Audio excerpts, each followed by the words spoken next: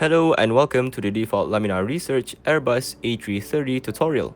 In this tutorial, we will cover these phases: Simbrief, aircraft preparation, pre-flight checks, power on, Fmgs mcdu setup, engine start, after start, before taxi, before takeoff, takeoff, climb, cruise, descent, approach, ILS approach and landing, after landing, parking and shutdown, and finally, securing aircraft. Yes, it is a longer list than the one that we had for the 737, but I assure you it's not that difficult. The main reason why it looks like it's a bit longer is mainly because this video is made to follow the Airbus A330 checklist with a few shortcuts here and there. Now, before we begin, a disclaimer. This is merely a flight simulation tutorial video. Due to the limitations of the default aircraft and this simulator, some things a real-life pilot would do will be skipped. The procedures here do not reflect those that are required to be completed in the real world, and as such, it is not meant to be used by professionals for training on real-life aircraft and routines. The aircraft that we'll be using in this tutorial is the Airbus A330-300, which comes pre-installed with Xpin 12.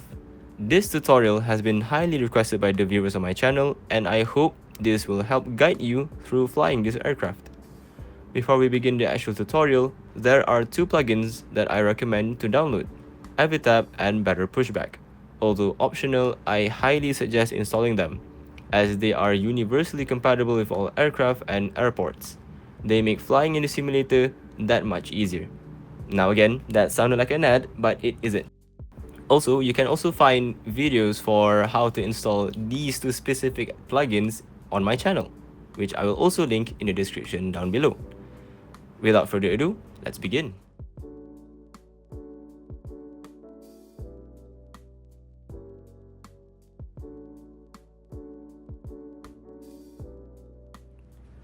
Before we start the actual aircraft tutorial, let's first create our flight plan. To do that, open the Simbrief website. I've included the link down below in the description, and you can just click on it and it will redirect you to the Simbrief website. Now, click on New Flight and start by entering your flight details. In this example, our departure airport will be Kuala Lumpur International Airport, or the ICAO code will be WMKK, and our destination will be Kota Kinabalu International Airport, WBKK. Next, we'll add a flight number. This part is optional, so I'll enter in XAX330, which stands for AirAsia X Airbus 330. It's not a real flight number, it's just an example, and you may use whatever flight number that you like. Now, select the aircraft type, which in this case is the Airbus A330-300. Once that's done, Simbrief will automatically generate a complete flight plan for us. Here, you can view the flight time, route, and all relevant flight data. You can also customize a few options so that they match the AirAC database in your simulator, and you can do so by choosing and picking one of these auto-generated flight plans. When everything looks good, click on Generate Flight. Simbrief will then create your flight plan along with several important briefing documents. These include route details, fuel calculations, and weather information, which we'll use later in the simulator. Now, that's a very quick overview of how to use Simbrief and to generate your flight plan. You will need a free Simbrief account to do this, so make sure you are signed up before continuing. And once you've done that, you'll see all the key details that we have entered: our departure and destination airports, flight number, aircraft type, and route, all neatly summarized here. You can also take a moment to double check everything. You can review other information such as your cruise altitude, flight profile, or also known as cost index, winds, and most importantly, your fuel and payload data. These are essential for accurate flight setup, and I'll show you how to use them in just a bit. If you prefer not to enter the flight plan manually in the simulator, you can also export it directly for Xpin 11 or Xpin 12.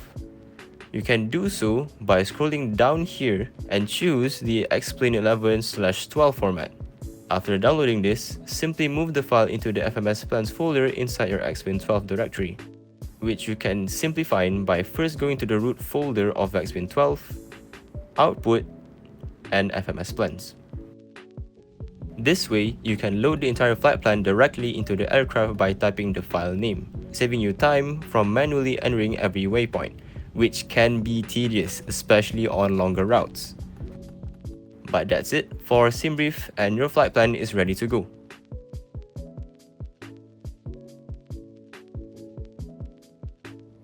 Alright, before we load into the simulator, okay, this will be the final step before we actually load in. We first need to set up our aircraft, almost like preparing it for flight. To do this, go to the aircraft selection menu, then open the weight and balance section. Here, we'll adjust the aircraft's payload and fuel based on the data generated by Simbrief. Use these references as your guide and enter in the corresponding values for payload and fuel quantity. Once you've entered all the numbers and everything looks good, click Done to save your settings. Next, we'll choose our starting position. In this case, we will be flying out of KLIA, and I will choose this point as my starting point. Once you're happy with your selection, click Confirm. Then, start new flight to load into the simulator.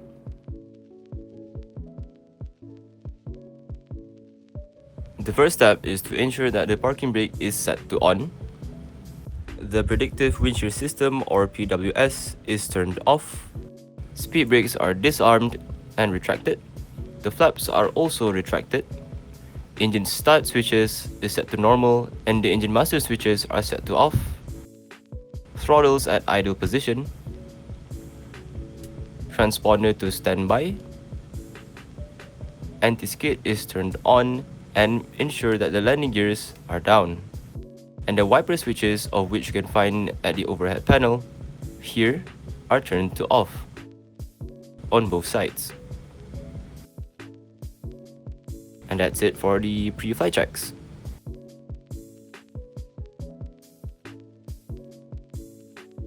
Now let's get the aircraft up and running. First, we'll begin by turning on battery 1, 2, and the EPU battery. If available, you can also connect the external power, but in this case, we don't have that. However, if you do need extra power, you can call the GPU by pressing Shift and G on your keyboard. I won't be doing that in this tutorial, but feel free to do so if you would like to simulate ground power. Next, let's perform a quick system check. We'll test the EPU and engine fire lights. Then, turn on the nav and logo lights to the on position, and set the strobe light to auto. Now, let's start the EPU. Begin by pressing the EPU master switch. Wait for a few seconds, and then press the start switch. After a short while, the EPU will start and begin supplying electrical power to the aircraft.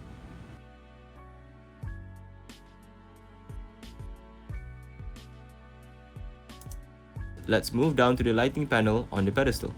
Here, we'll take a look at the dials that control the cockpit lighting. Let me shift the time a bit so you can see this more clearly. Now, this first dial controls the main panel brightness. I will speed this section up, but basically all these different dials and switches, they all turn and dim and make the lights even brighter at different regions of the cockpit. But feel free to experiment with these dials and switches to set the lighting to your liking, especially if you're flying at night or in low light conditions. Now, let's continue with the cockpit preparation. Unlike the Boeing 737, the flow of operations on the Airbus is from bottom to top, in this direction. And the general rule for setting up an Airbus is to just turn all the off switches to on. Basically, to just turn all the light up switches so that they don't light up anymore. Mind you that the Laminar Research A330's config might not be that accurate in this department, as fewer switches are required to be turned on the real thing. As such, I will do things a bit differently in order to complete the procedures. Now, let's continue with the initial setup procedures.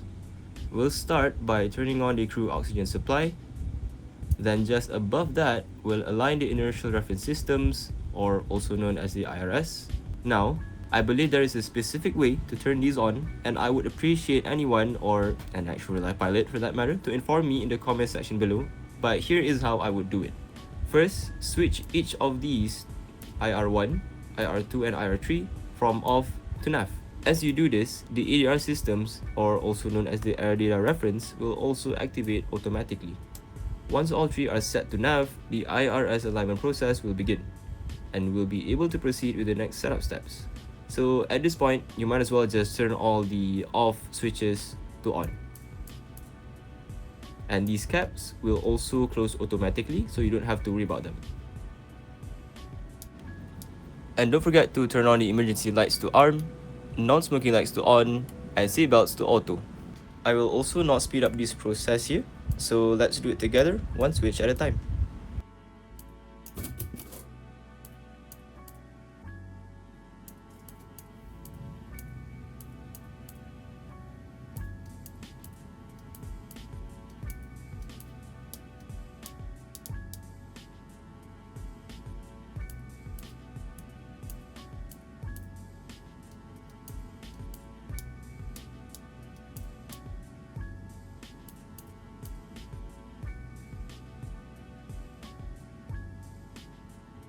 With all of that said and done, we are basically done with the initial aircraft startup. Well done.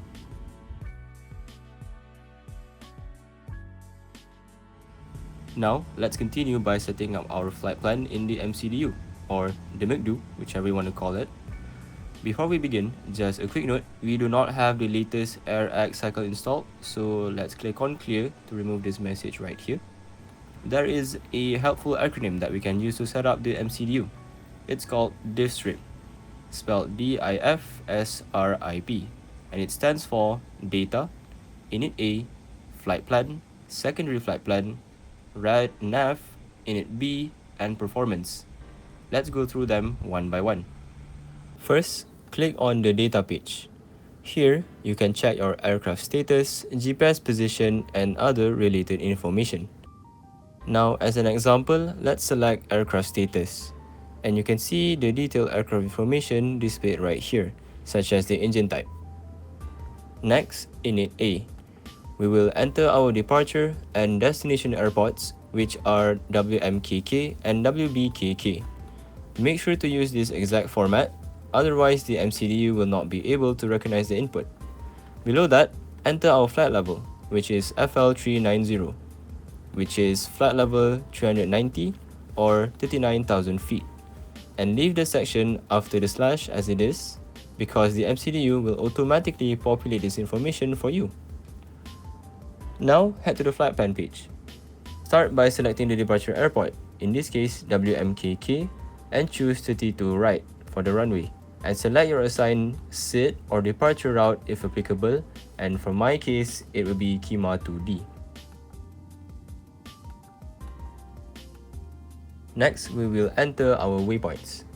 A simple rule of thumb when entering the route is if the identifier contains numbers, it goes into the via field. If it's letters only, it goes into the to field.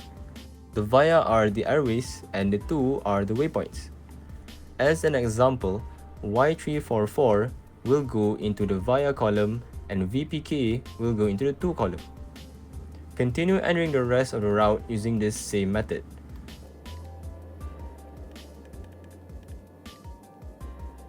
Scroll down as needed and keep entering the waypoints until you reach the end of the route. If there's no via listed for a certain leg, just input the waypoint at this page in the next waypoint section.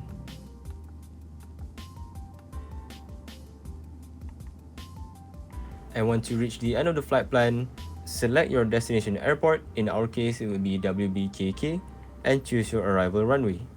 Let's go with ILS 20 as I want to do an ILS approach. And pick any star that fits, or in my case, I'm not picking any because there's no star on my flight plan. But right here, if you are unsure, you can just select one for now and it will still work fine and you can adjust it later on. Check in your flight plan and recognize if there are any discontinuities. So I'll click on clear and I will remove the discontinuity by clicking on this tab right here. Press confirm, and that is basically it for your flight plan entry. Now, we're not really done yet. Before we proceed with the other acronyms, let us first review our flight plan. So turn this dial to plan mode on your navigation display and zoom in or out using this dial to your preference. Then, you can use these arrow keys to step through each waypoint and check for any route discontinuities. As you can see, we don't have any, and you can also find two arrows here. The first arrow denotes the top of climb, which is the point at which we will reach our cruise altitude. And the second arrow represents the top of descent, which will be the point where we can start descending our plane towards the arrival airport. Now, the descent path right here, it looks a bit off, but it's fine. We did select a random star without a specific approach, and I can always refine that later. Personally, I also like to set one display screen to plan mode and the other to arc, so I can track both my overall route and my current position during the flight.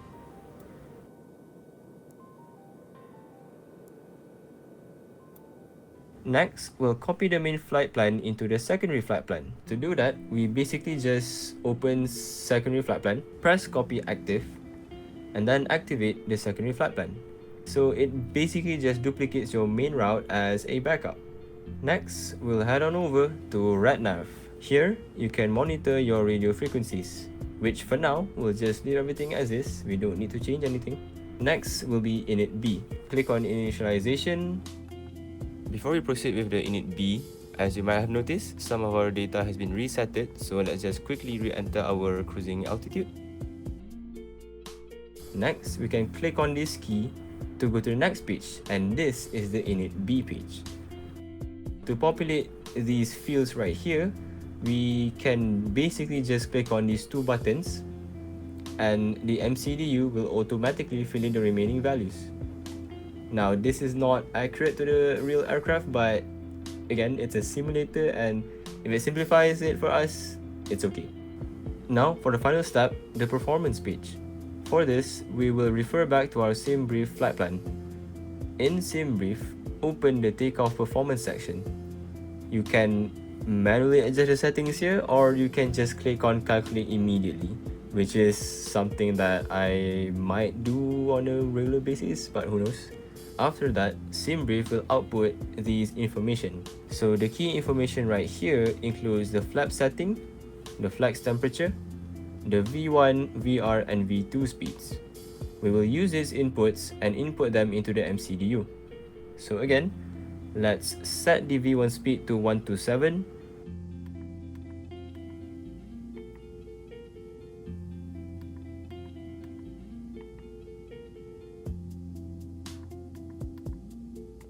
For the flaps, I will enter 1, then add a slash and trim setting. Now, there is a method to calculate the trim value of the A330. I didn't do that here, as this is just a rough estimate, but I guess you can put in values that are in between these ranges, up 0.8 to up 3.6. This isn't a precise value, but 1.9 is a reasonable estimate for our example. Once that's done, set the flex temp to 54 degrees Celsius, and you are basically done. Now, check the other performance pages to make sure that there are no errors, and so far, this is quite okay. Now, let's shift our attention to the autopilot panel. Right here, we will set our cruise altitude to 39,000 feet.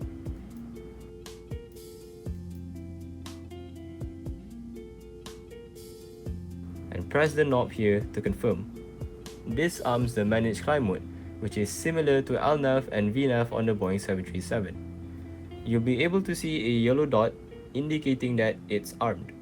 You can also verify this on the primary flight display right here, and you should be able to see the climb and nav displayed in blue, meaning that they are armed but not yet active. They will become active once we turn on the autopilot. Next, let's set the barometer to HPA and adjust it to 1009, but in our case, we don't have to change that as it is already at our desired barometer setting. We can also confirm this using the AV tab. And that's all for MCDU and autopilot panel setup. We are pretty much ready to go.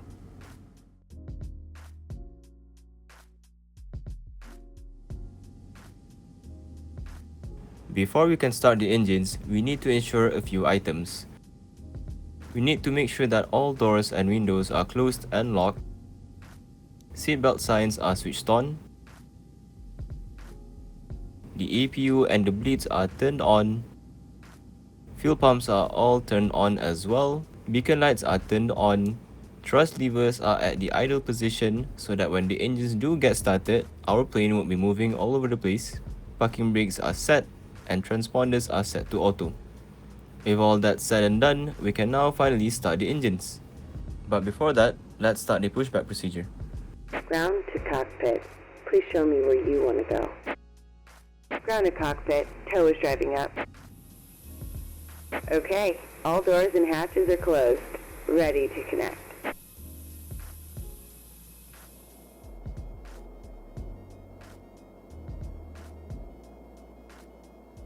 Tow connected and bypass pin inserted. Release parking brake.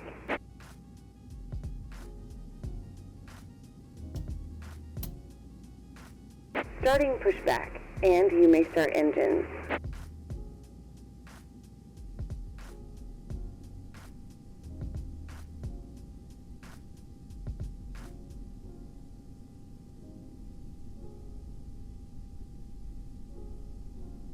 To start, switch the engine mode selector here to ignition. Set the engine master 1 to on. Then monitor N2, FF and EGT. That is basically how you start the engine on an Airbus A330. It is way easier to do compared to the procedures on the Boeing 737, which you can watch the tutorial on my channel as well. There's been like 2 tutorials on the 737.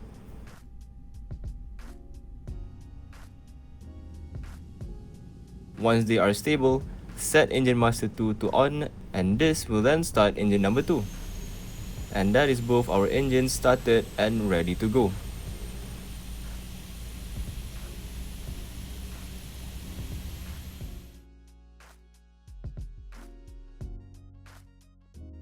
After the pushback procedure has been completed, let's now proceed with the next steps after also successfully starting the engines of our aircraft. Operation complete. Go ahead and set the parking brake. First, ensure that the parking brakes are set. Disconnecting tow. Stand by. Engine mode selector is now set to normal. Then APU masters can also go off, now that we have the engines to provide power to the aircraft.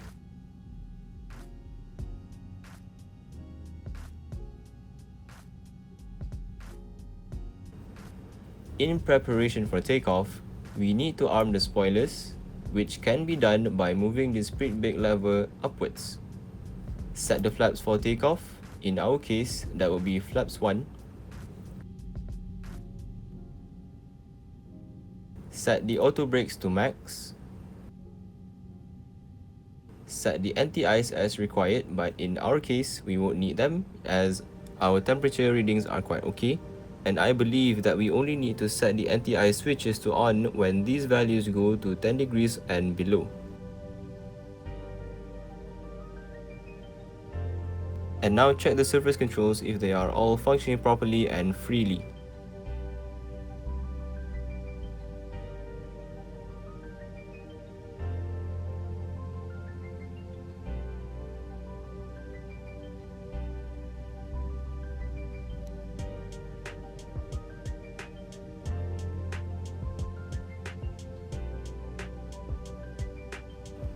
And finally, turn on the taxi lights. We are now ready for taxi.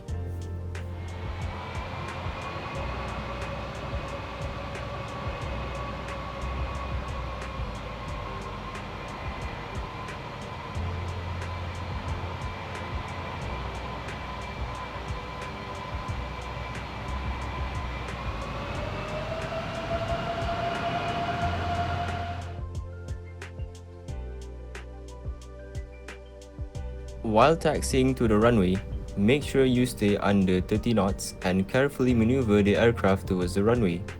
Be aware that the A330 is a much larger aircraft than the 737, and as such, you can overshoot the nose a bit before turning to follow the taxi lines. Let's first stop here before we enter the runway, and do some final checks before taking off. Let's turn the windshield protection systems to auto. You can also turn on the terrain radar if you want to.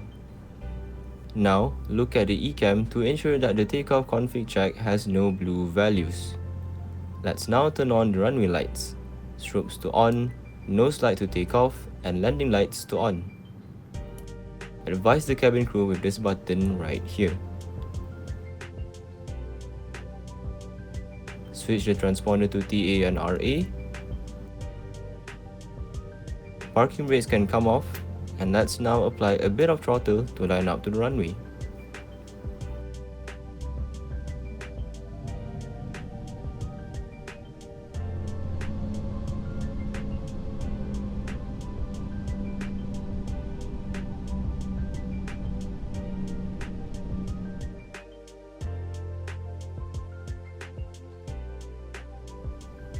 A few things are going to happen during the takeoff phase. On the Airbus, the throttles are a bit different to that of the Boeing. They have detents. The first detent will be the climb detent, then flex, and finally toga.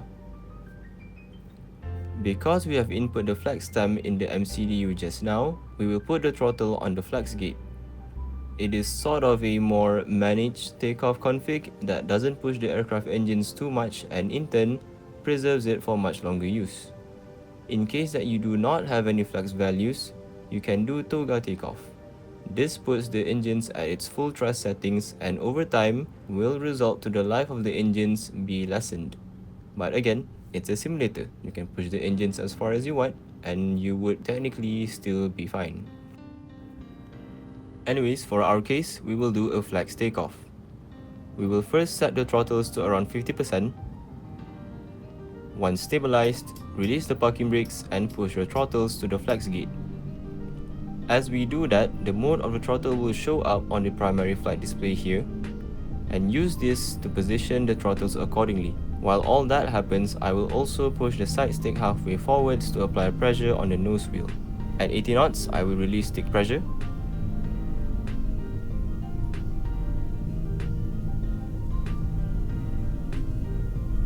And at rotation speed, pull the stick towards you and rotate the aircraft gently.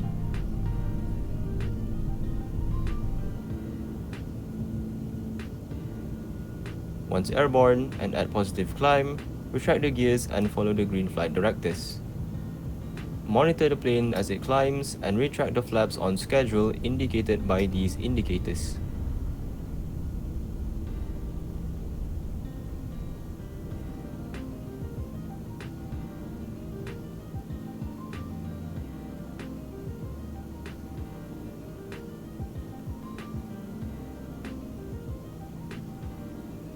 When this blinks, slowly move the throttles back to climb detent.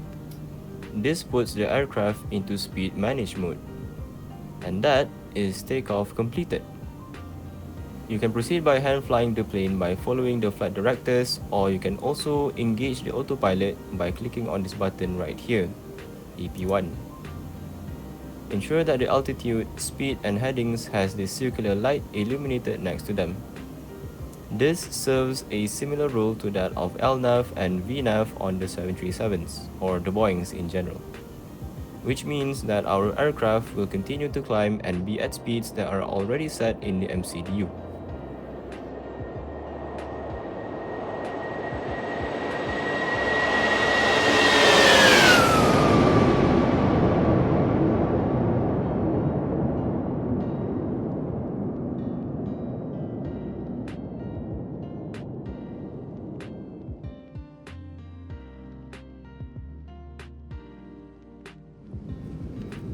Continue climbing and check if you have reached the transition altitude. You can identify that by looking at the barometer value here. If it blinks, you are now at the transitional altitude, which means we can now proceed with the after takeoff procedures. First, let's set the barometer to the standard pressure by adjusting the knobs on the panel here. Next, turn off all nose, runway and landing lights. Then, move the speed brakes to the retracted position and check the temperature, and if required, turn on the anti-ice systems to protect the aircraft in cold or icy conditions.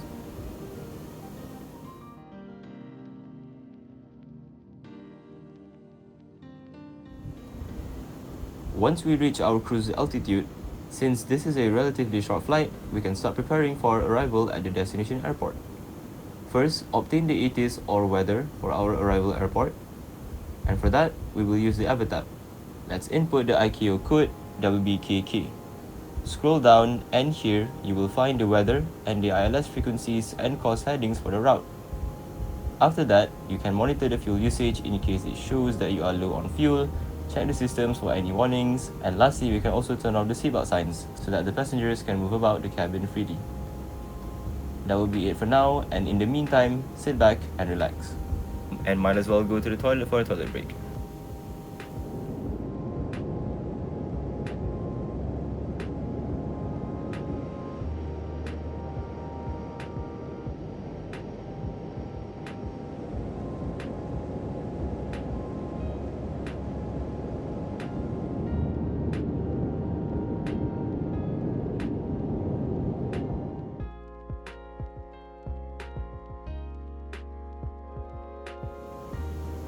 As you can see on the primary flight display, or the PFD, there's a small marker indicating that we are approaching the top of the set point.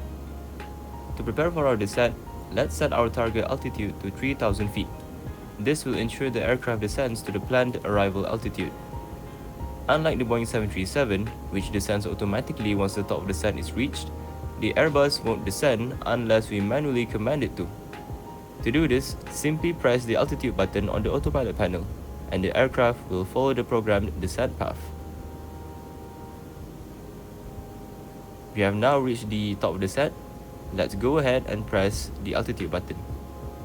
This will activate descent mode, and the aircraft will begin its descent to 3,000 feet, following the flight plan we previously entered.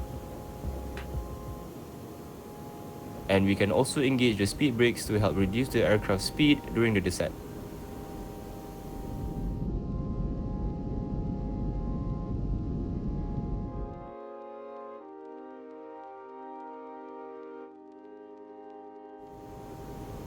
Once we reach a certain altitude during our descent, the standard indicator here will blink to confirm that we have indeed reached our transition altitude. For that, we can now reset the barometer to the local QNH. Let's also turn on all the necessary lights, which includes the runway, landing, and nose lights.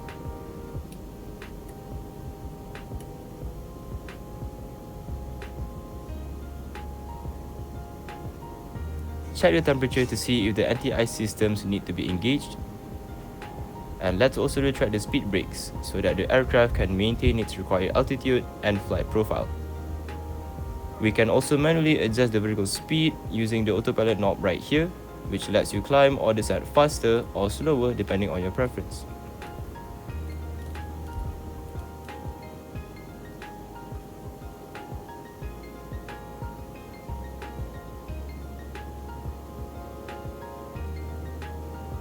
Next, we can activate the approach phase, and as you can see, the MCDU has already entered all the required approach data for us. So there's basically no need to input in manually, which the MCDU doesn't even allow it. It's not realistic, but it simplifies the process for simulation purposes. Make sure all relevant information is correct, including your planned route and approach speeds. Let's also arm the ILS guidance systems by pressing on this button right here. A quick crash course for the ILS approach.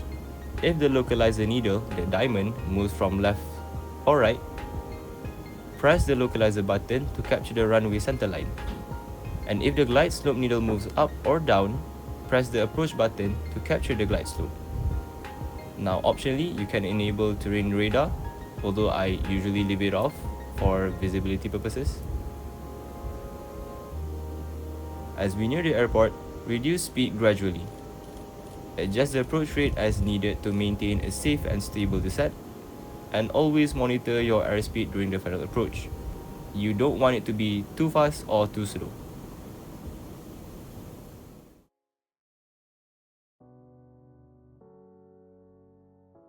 We are now on the approach path and preparing to intercept the ILS.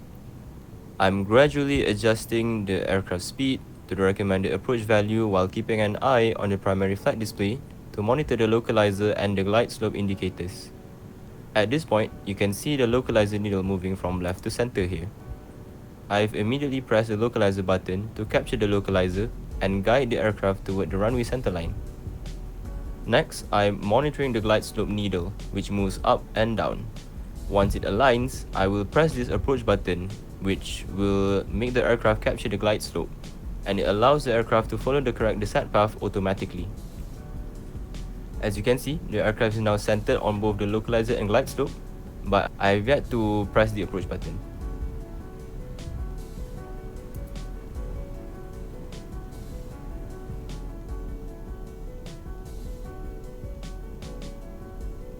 And now you can see the movement of the vertical diamond here, so I will activate approach mode. And the aircraft will follow the glide slope down towards the runway. Lower the landing gears and arm the speed brakes if you still haven't.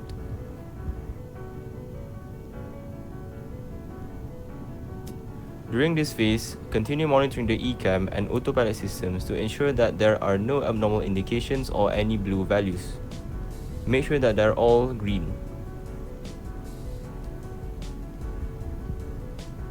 We can also keep an eye on the flight path markers to make sure that the aircraft is following the correct approach path. At around 1,000 or 500 feet, I will disengage the autopilot and hand fly the plane towards the runway. But for now, we'll let the aircraft continue towards the runway along the programmed ILS path.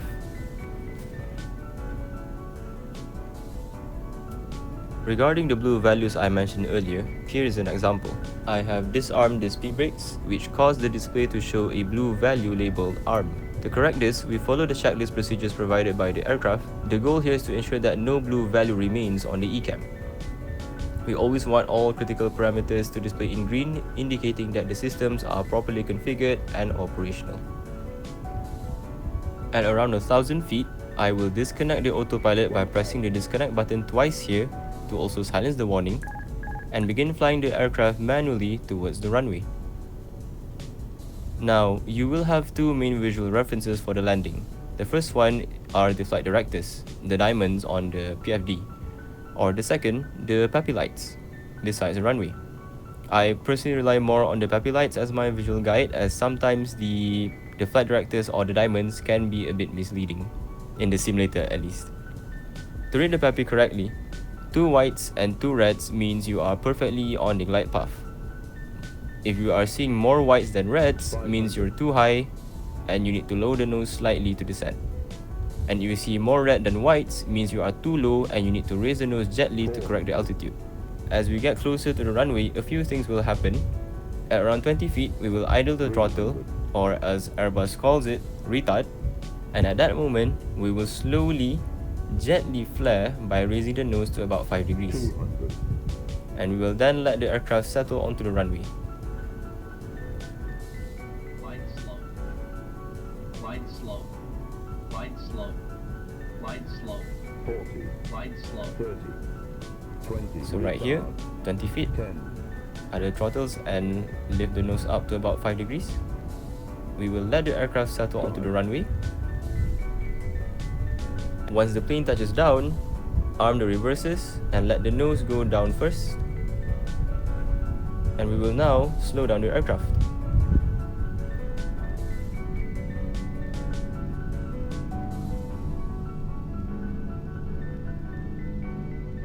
At around 60 knots, we can disengage the reverses and let the auto brakes slow down the aircraft. Welcome to Kota Kinabalu International Airport.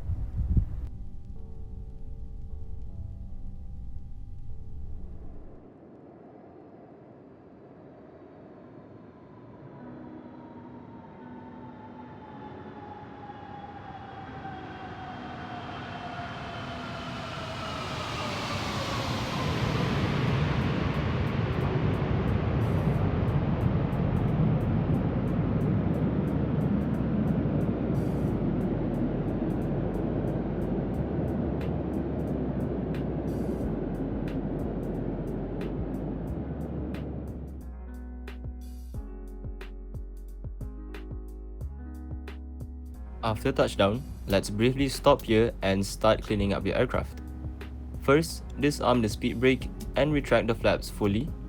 You can also turn off the anti-ice systems if they were switched on, and the windshield protection systems to off. Then, switch the transponder to standby. After that, turn on the landing lights and runway turn-off lights, and switch the nose lights to taxi. And now, start the APU. Once that's done, we can continue taxiing to the gate.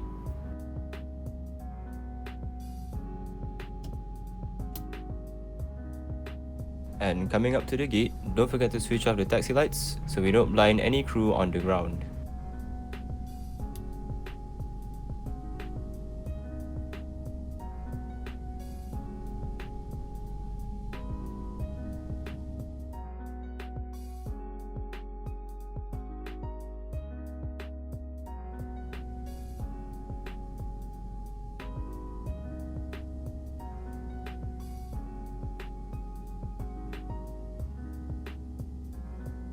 After the aircraft has come to complete stop, set the parking brake and ensure that the APU is running.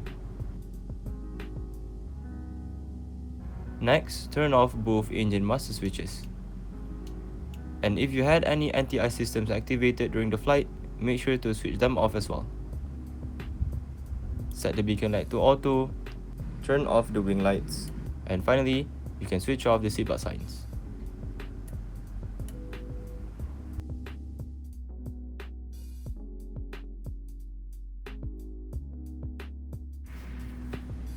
Now, let's move on to securing the aircraft. In real-world operations, when an aircraft arrives at its destination, such as Kota Kinabalu, it is not always fully shut down. Instead, it usually enters a phase known as the turnaround phase, where the aircraft remains powered up for the next flight. But if you do want to completely secure the aircraft and bring it to a cold and dark state, here's how to do it. First, look up at the overhead panel and switch all the navigations to off, so IR1, 2, and 3. Next, turn off the APU, and then, lastly, switch off all 3 switches here, the APU battery, battery 2, and battery 1. Once the APU is fully shut down, the aircraft will lose electrical power and return to a cold and dark state. And that's it. Congratulations, we have successfully completed the Airbus A330 flight tutorial from cold and dark to shutdown. I hope this video has been informative and helpful for you to complete your flights.